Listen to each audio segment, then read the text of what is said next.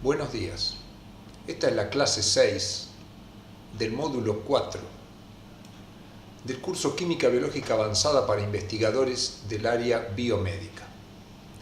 Este es un curso organizado por el Departamento de Docencia del Laboratorio de Biología Ósea de la Facultad de Ciencias Médicas de la Universidad Nacional de Rosario. Continuando con el tema de metabolismo de glúcidos, hoy nos concentraremos en el tema de gluconeogénesis e interconversión de hexosas. Este esquema que ya venimos trabajando representa el metabolismo de los glúcidos y su relación con el metabolismo de los lípidos y los aminoácidos.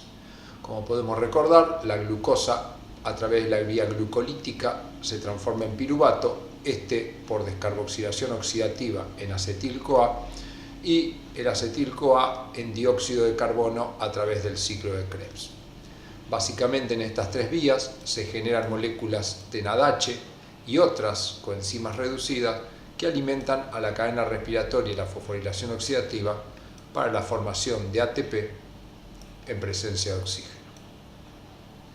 Hoy veremos la vía metabólica, que es la gluconeogénesis o glucogénesis, que es el proceso de formación de glucosa y que podríamos considerarlo la inversión de la vía glucolítica, aunque no es una inversión de todas las reacciones.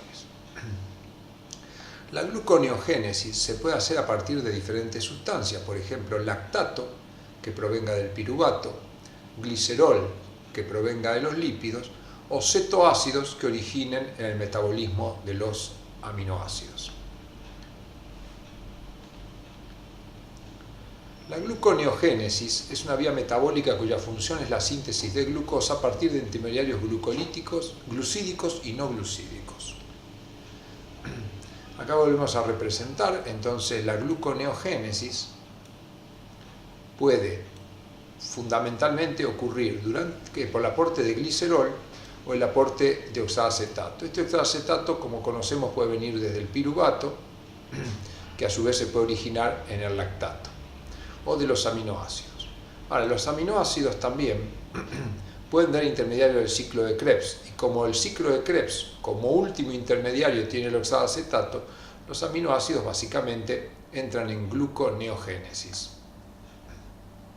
Esta vía, es de recalcar, es una vía anabólica, endergónica, que, si partimos de piruvato, requiere dos moléculas de piruvato para formar una molécula de glucosa y va a recibir el aporte de energía en forma de ATP y el poder reductor, es decir, coenzimas reducidas como el NADH.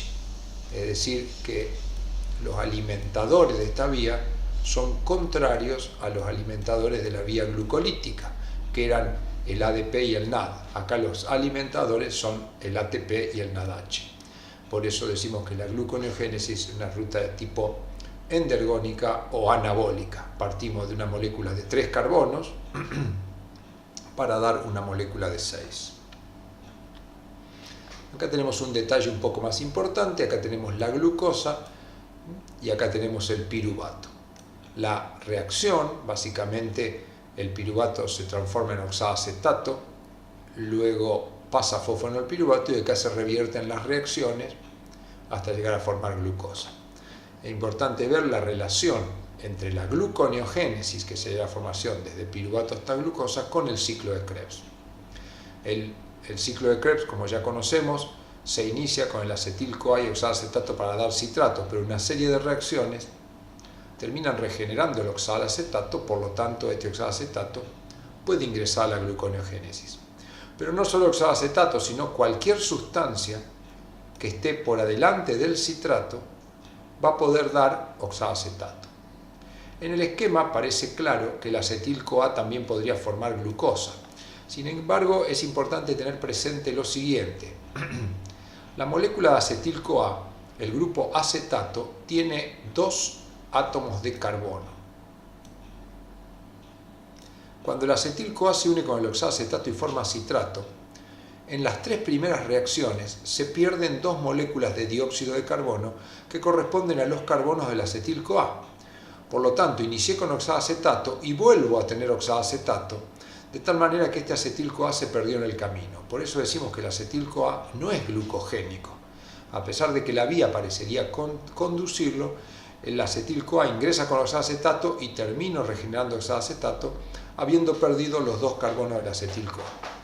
Por lo tanto, son estructuras glucogénicas o que pueden formar glucosa cualquier molécula que esté del citrato en adelante, como el isocitrato, alfa-acetoglutarato, succinil-CoA, succinato, fumarato, malato y oxaloacetato.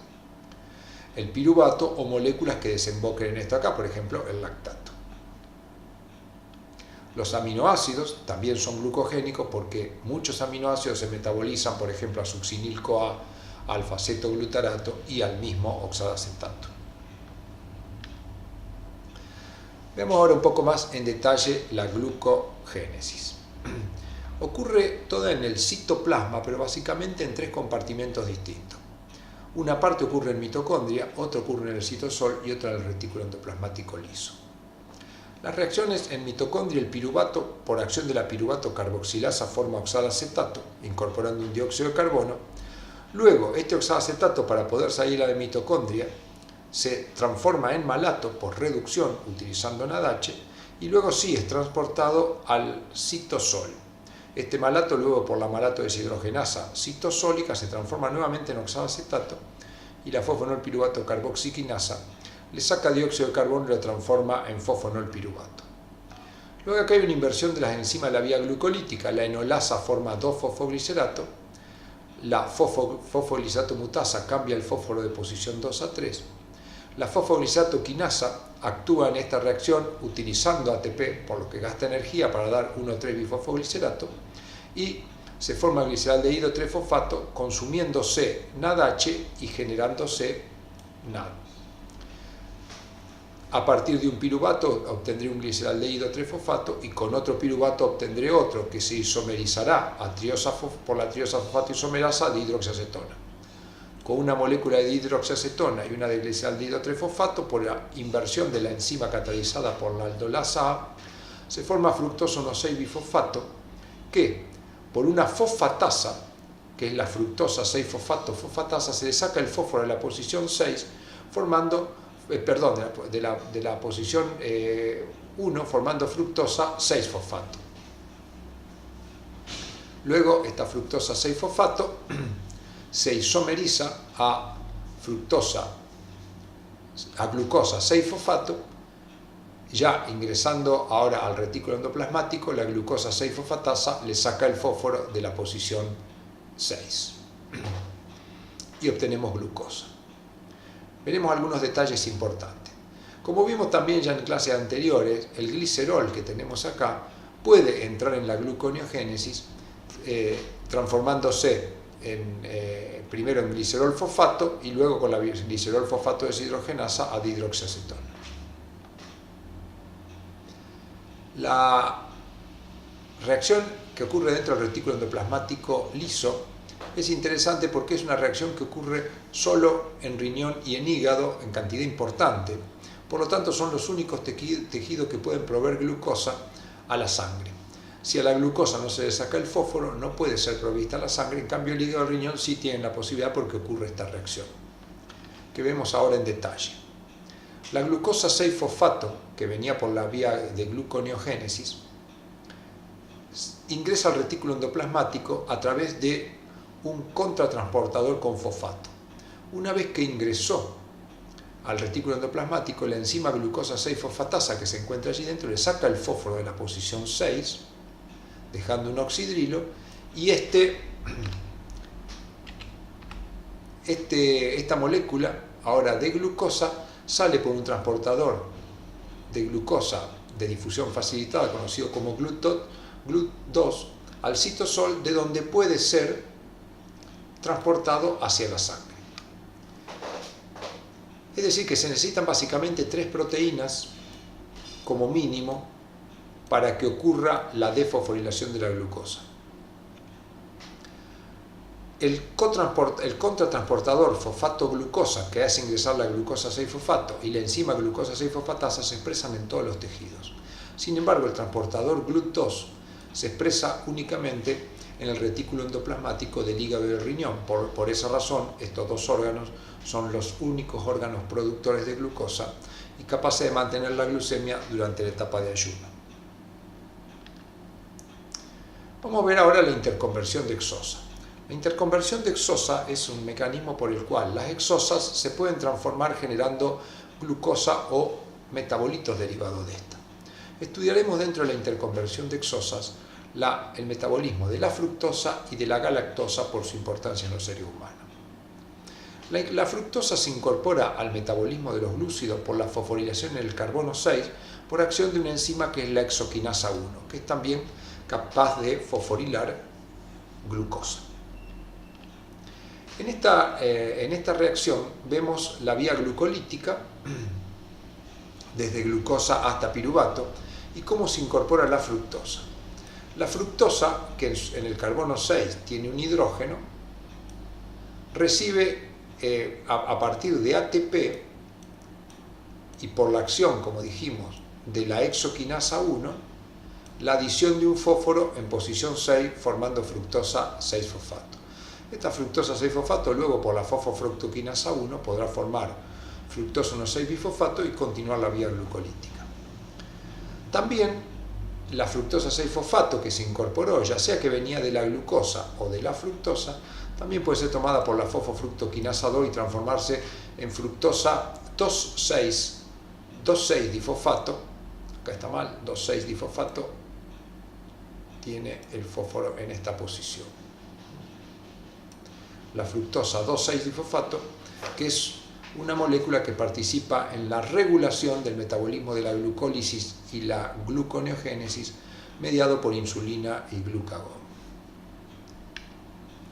Veamos ahora el metabolismo de la galactosa. La galactosa es una exosa que se origina por hidrólisis en el intestino a partir de la lactosa, componente glucídico de los lácteos. Esta galactosa es transportada por vena porta al hígado. Cuando llega al hígado, por la acción de la enzima galactoquinasa dependiente de ATP, forma galactosa 1-fosfato.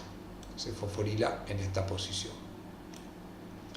Luego, la galactosa 1-fosfato uridiltransferasa, utilizando UDP-glucosa, transfiere el UDP que se encuentra en la posición 1 de la glucosa a la posición 1 de la galactosa. Y se genera UDP-galactosa. Este UDP-galactosa luego se va a isomerizar, cambiando la posición del oxidrilo 4, que estaba hacia arriba, hacia abajo, transformándose en UDP-glucosa, y esta UDP-glucosa, por la UDP-glucosa pirofosforilasa, puede dar glucosa 1-fosfato, que por la fosfoglucomutasa puede dar glucosa 6-fosfato.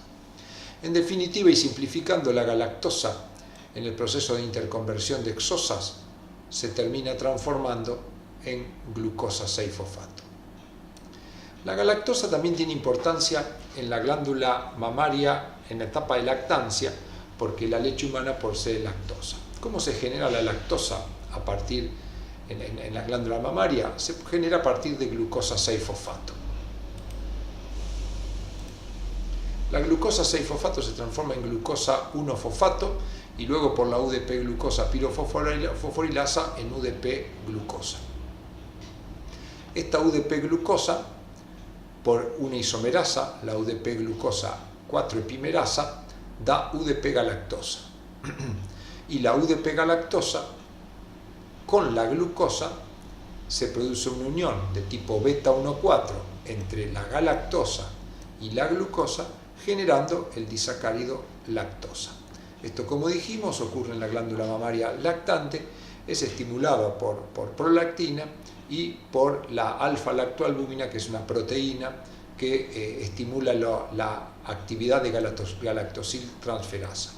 La galactosiltransferasa no solo es utilizada para la síntesis de lactosa, sino que es utilizada también para agregar galactosa a lípidos y proteínas en los procesos de glicosilación de lípidos y de proteínas.